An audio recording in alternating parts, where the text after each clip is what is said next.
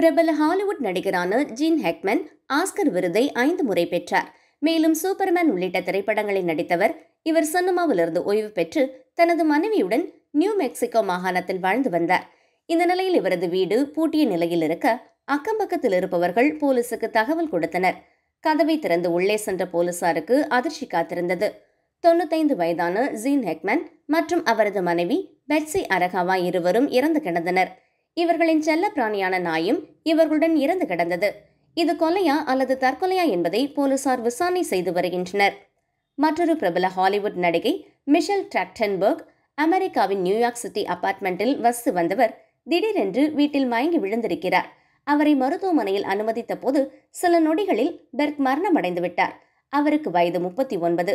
சமீபத்தில் கல்லீரல் மாற்று அறுவை சிகிச்சை மேற்கொண்ட அவரது உடலில் பாதிப்பு ஏற்பட்டு மரணமடைந்திருக்கலாம் என்று கூறப்படுகிறது.